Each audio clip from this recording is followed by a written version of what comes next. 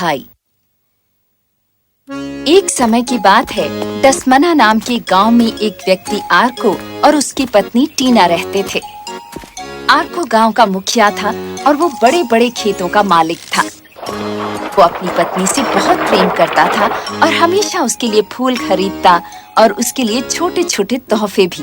वो अपनी पत्नी का बहुत अच्छे से ख्याल रखता, जो गर्भवती थी, और साथ ही अपने खेतों का भी ख्याल रखता। ये लो, ये तुम्हारे लिए है मेरी प्रिय। ओह, कितना सुंदर है, बहुत बहुत धन्यवाद। एक दिन जब बच्चा पैदा होने वाला था और उसकी पत्नी को नर्सिंग होम ले जाया जा रहा था, तो उसकी तबीयत बहुत ही खराब होने लगी और उसे बहुत दर्द हो रहा था। चिंता मत करो मेरी प्रिय, तुम ठीक हो जाओगी। जब उसने ये कहा, टीना को दाई के साथ डिलीवरी रूम में ले जाया गया।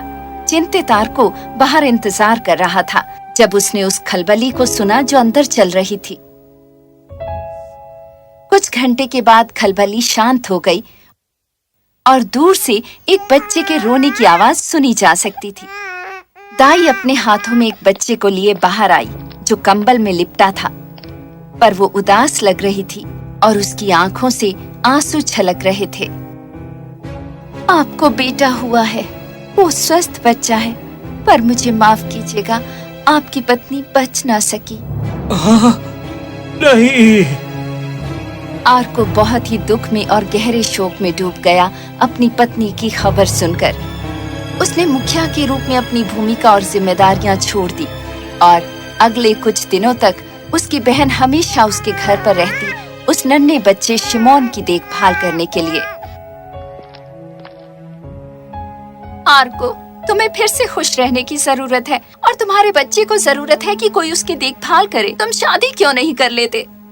क्यों? तुम कहाँ जा रही हो? मैं किसी से भी शादी नहीं करना चाहता। मैं कहीं नहीं जा रही, पर इस बच्चे को किसी की जरूरत है जो इसकी देखभाल कर सके और माँ की तरह प्रेम कर सके। बहुत ही समझाने बुझाने के बाद आर्को अंत में मान गया और कुछ हफ्ते के बाद उसका विवाह गांव की एक सुंदर महिला डोना से हो गया। डोना एक बहुत ही प्यारी और दयालु स्त्री थी। उसने शिमोन की अच्छे से देखभाल की और अपने बच्चे की तरह प्यार किया। आर्को को इससे बेहतर महसूस हुआ और जल्दी ही वो वैसा ही हंसमुख व्यक्ति बन गया जैसा वो पहले था। साल गुजर गए और आर्को का परिवार बड़ा हो गया। अब उसके 2 बेटे थे, रियान और रोडनी। डोना उन सब से एक सा प्रेम करती थी और उनके साथ कोई भी भेदभाव नहीं रखती थी, शिमोन के साथ अपने खुद के बच्चे सा व्यवहार करते हुए।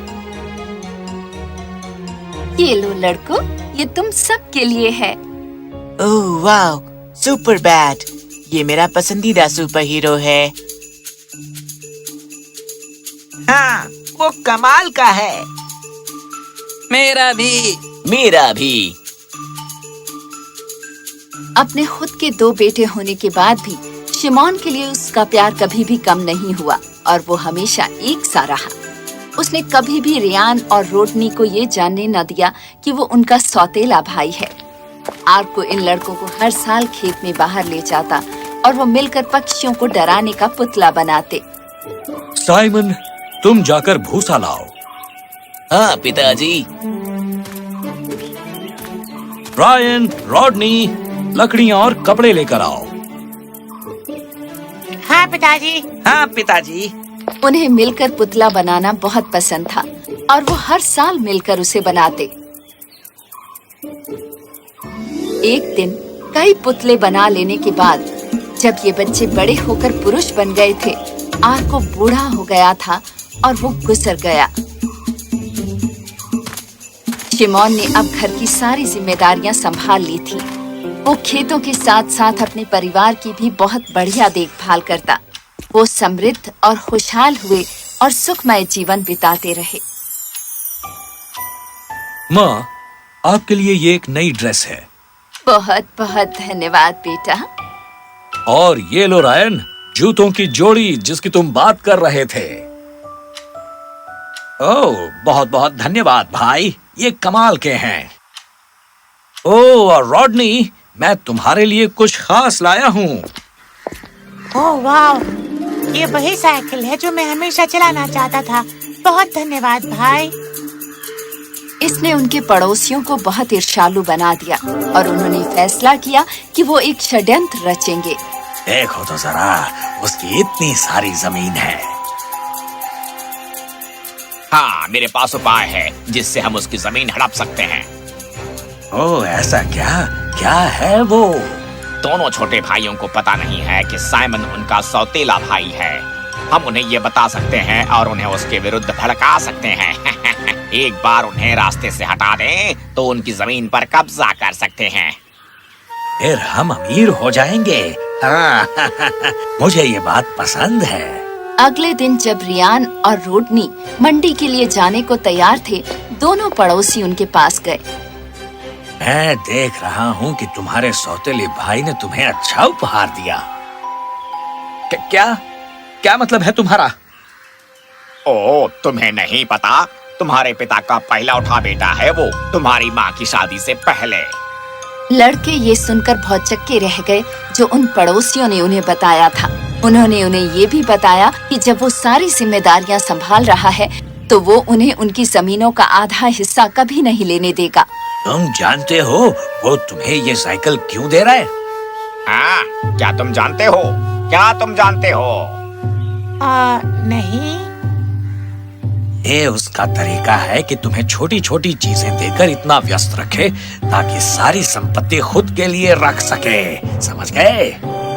हाँ, वो सच में तुम्हारा भाई नहीं है, वो बस एक स्वार्थी लालची आदमी है। पड़ोसियों की मंशा से अनजान दोनों भाइयों को शिमोन के खिलाफ भड़काया गया। वो पहले से कहीं ज्यादा क्रोधित हो उठे और वो इस बात को सुनिश्चित करने पर अड़ गए कि वो उससे छुटकारा पाएंगे। चलो भी, हमें उससे छुटकारा पाने की जरूरत है। चलो जाकर माँ को बताएं। लड़के तुरंत घर वापस गए और अपनी माँ को सब कुछ बताया। जो वो कह रहे थे उसे सुनकर उनकी माँ सख्ते में आ गई। बेवकूफी मत करो, तुम्हारा भाई स्वार्थी नहीं है। मैं और कुछ सुनना नहीं चाहता। या तो तुम उससे छुटकारा पाओ वरना हम पालेंगे। उससे छुटकारा पाने की कोई जरूरत नहीं है, मैं इसके बारे में कुछ करूंगी। डोना को ये सुनकर बहुत दुख हुआ और वो अच्छे से समझ गई कि पड़ोसियों ने लड़कों को ये सब क्यों बताया है और उनकी मंशा क्या है। मुझे इसे सही करने का तरीका ढूंढना होगा। वो चिंता में डूबी पूरी रात जागती रही, एक तरीका ढूंढने की कोशिश में कि अपने बेटों और पड़ोसियों को एक सबक सिखा सके। बाद में उस रात जब तीनों गहरी नींद में सोए थे, वो चिल्लाई, सांप! सांप! कहाँ है वो? ओ मेरे बेटे, मैंने उसे तुम्हारे पेट में गायब होते देखा है। ओ नहीं! उस दिन से उसकी भूख चली गई और वो बहुत कमजोर हो गया। वो पूरा दिन अपने बिस्तर पर बैठा रहता और अगले कुछ दिनों में वो अपने बिस्तर पर बैठ भी नहीं सकता था। अपने सौतेले भाई को इस हाल में देखकर भाइयों को लगा कि उनका मकसद पूरा हो गया। पड़ोसियों ने खुशियां मनाई शिमोन की कमजोर हालत की खबर सुनकर। हमारी योजना सफल हुई। हाँ, चलो उनकी जमीन हथिया लेते हैं। पड़ोसियों ने जल्दी ही अपनी अपनी सीमाएं बढ़ा ली और उनकी जमीन का बड़ा हिस्सा हथिया लिया। लड़कों ने अपनी जमीन को दोबारा पाने के लिए जो कुछ भी कर सकते थे किया, पर इसका कोई फायदा नहीं हुआ। हे, ये हमारा खेत है। ये देखकर कि चालबाज और धूर्त पड़ोसियों ने कैसे उनके साथ छल किया, उन्हें बहुत ही शर्मिंदगी महसूस हुई। वो अपनी माँ के पास क्षमा मांगने गए और उससे कहा कि वो उनकी मदद करे। माँ, हम बहुत ही शर्मिंदा हैं। हम अपनी गलती अब समझ रहे हैं माँ। हमें अपने पड़ोसियों की बातों को इतना महत्व नहीं देना चाहिए था। साइमन हमेशा एक बहुत अच्छा भाई बना रहा और हमेशा हमारी अच्छी देखभाल भी की। और अगर हम ना होते तो वो अब तक ठीक हो जाता और कुछ भी नहीं होता। कोई बात नहीं मेरे बच्चों, उम्मीद है वो जल्दी ठीक हो जाएगा। उस रात जब उसके लड़के गहरी नींद में सोए थे, वो चिल्लाई, सांप! सांप! तभी शिमोन ने एक धीमी नर्म आवाज में जवाब दिया, कहाँ? तुमने उसे कहाँ देखा? मैंने उसे तुम्हारे पेट से बाहर आते और गायब होते देखा। उस दिन के बाद से शिमोन की हालत बेहतर होने लगी और वो जल्दी ही खाने पीने लगा और चलने फिरने लगा। एक दिन जब वो खेत में बाहर गया, उसने देखा कि उसकी जमीन पड़ोसियों ने हथिया ली है। मुझे पता है कि इसे कैसे सही करना है।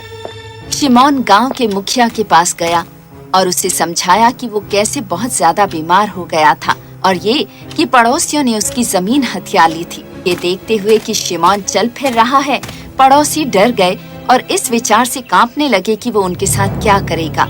ओह नहीं, साइमन वापस आ गया। अब हम क्या करेंगे?